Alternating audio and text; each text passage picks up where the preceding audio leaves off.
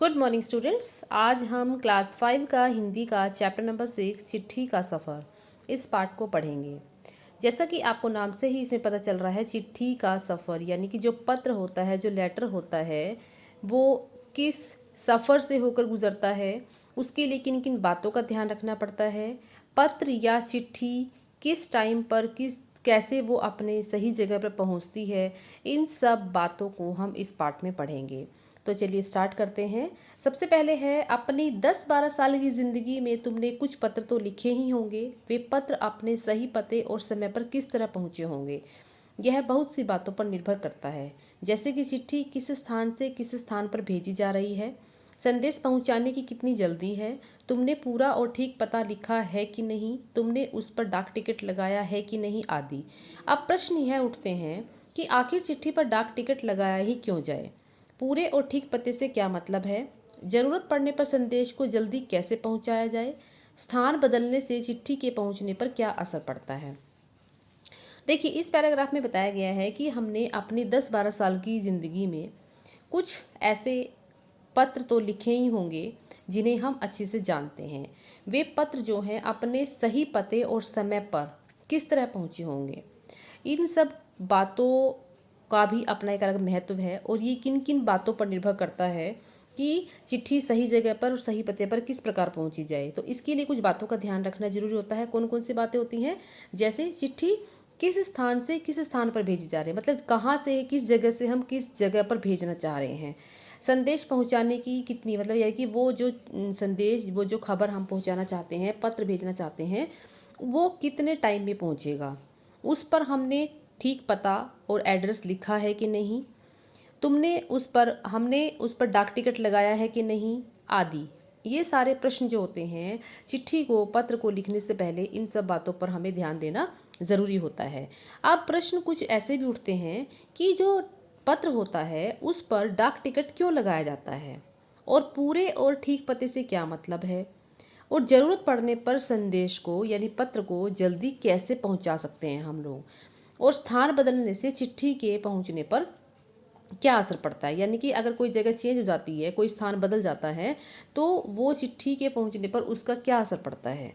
इनमें से कुछ सवालों के जवाब शायद तुम्हारे पास हों, खासकर तुम में से उनके पास जो डाक टिकटें इकट्ठा करने का शौक़ रखते हैं। मतलब कुछ लोगों को डाक टिकट इकट्ठा करने का शौक़ होता है। डाक टिकट क्या होती है, जो पत्र के ऊपर एक स्टैंप लगाई जाती है, वो होता है डाक टिकट।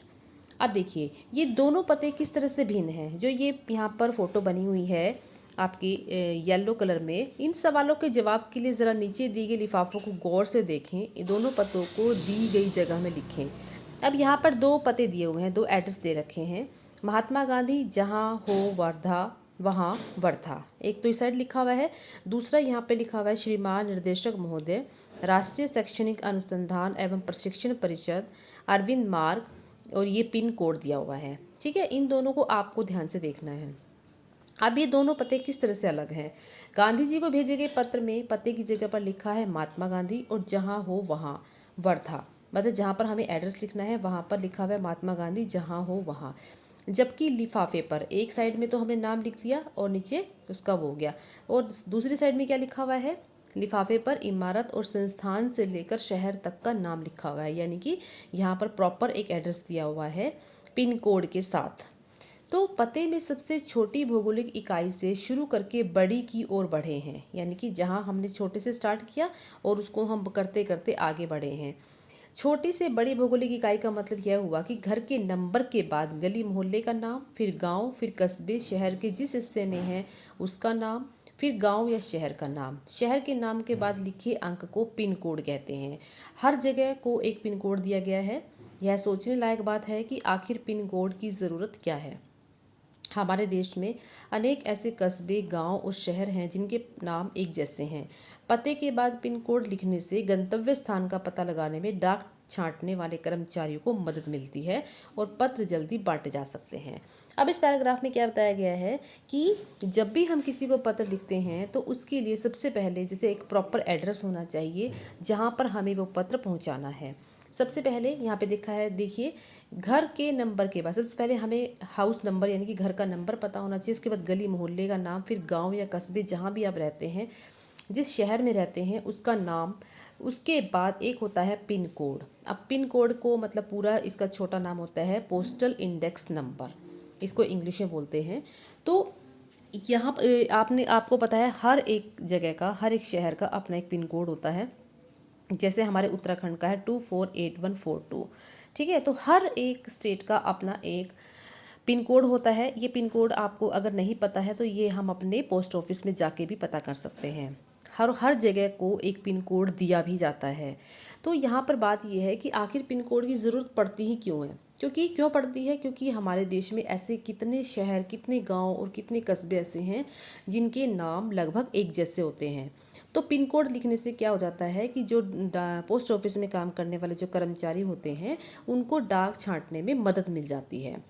पिन कोड की शुरुआत कब हुई है? 15 अगस्त 1972 को डाक तार विभाग ने पोस्टल नंबर योजना के नाम से की है। मतलब 15 अगस्त 1972 को पिन कोड की शुरुआत हुई थी। जाहिर है कि गांधी जी को मिले इस पत्र पर और उन्हें मिले किसी भी पत्र पर पिन कोड का इस्तेमाल नहीं किया गया था। फर्क सिर्फ पिन कोड का ही नहीं है, समय के साथ डाक सेवाओं में भी निरंतर बदलाव और विकास होता रहा है। मतलब जैसे जैसे टाइम बीतता जा रहा है वैसे वैसे जो है पोस्ट ऑफिस का या डाक विभाग में जो सेवाएं होती हैं उनमें भी काफ़ी कुछ चेंजेस आने शुरू हो गए थे। बहुत पुराने समय में कबूतरों के द्वारा संदेश भेजे जाते थे। जब संदेशवाहक कबूतरों की बात हो रही है तो हम इंसानों की बात कैसे ना हो, जो ऐसे समय से डाक पहुंचाने का काम करते रहे जब संचार और परिवहन के साधन बेहद सीमित थे। बात हो रही है उन हरकारों की जो पैदल ही आम आदमी तक चिट्ठी पत्री पहुंचाने का काम करते रहे। राजा महाराजाओं के पास घुड़सवार हरकारें हुआ करते थे। हरकारों को न सिर्फ हर तरह की जगहों पर पहुंचना होता था बल्कि डाक की रक्षा भी करनी होती थी। डाकू, लुटेरों या जंगली जानवरों की चपेट में आने का डर हमेशा बना रहता था।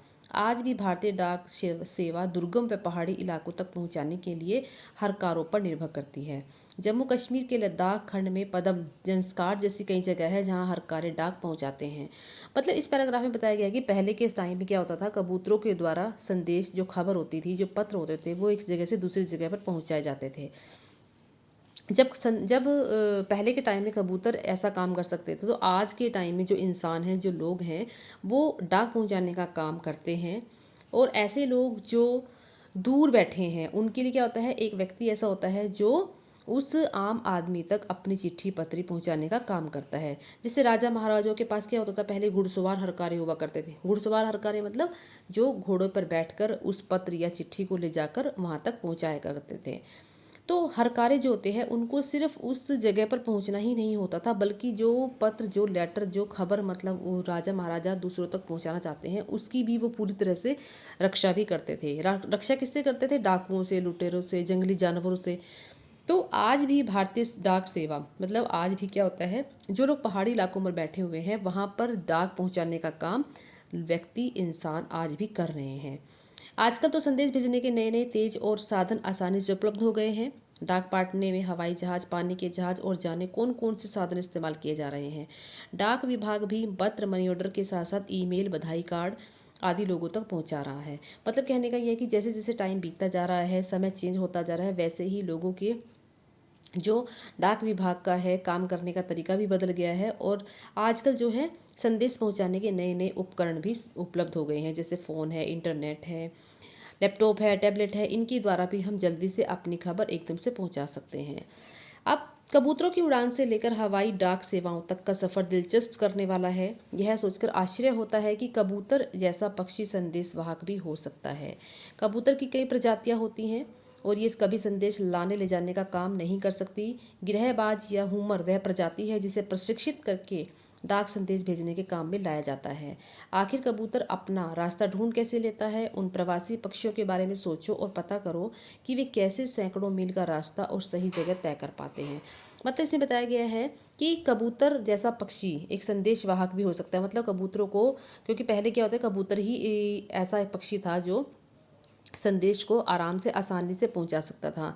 और कबूतरों में भी कई प्रजातियां से बताई गई हैं जो संदेश लाने और ले जाने का काम नहीं कर सकते। मतलब कुछ कबूतर को होते हैं जिनको ट्रेनिंग दी जाती थी, प्रॉपर प्रशिक्षित किया जाता था, और उसमें सिर्फ गिरहबाज और होमर, ये दो प्रकार की प्रजाति हैं जिनके कबूतर हैं, प्रजाति के कबूतर हैं जो जिन्हें प्रशिक्षित करके, जिन्हें ट्रेनिंग करके संदेश भेजने के काम में प्रयोग किया जाता है। और लास्ट में बताया गया है कि वे कैसे सैकड़ों मील का रास्ता, मतलब जहाँ पर भी उन्हें पहुँचाना होता है वो खबर, पत्र, लेटर, वो कैसे सैकड़ों मील का रास्ता और सही जगह को तय कर पाते हैं। ये बहुत ध्यान देने वाली बात होती है। तो इस पार्ट में यही है कि जो पत्र, लेटर, चिट्ठी, जो भी हम पहले के टाइम में और आज के टाइम में बहुत अंतर है, उसको पहुंचाने का काम आजकल बहुत सारे उपकरणों ने भी ले लिया है।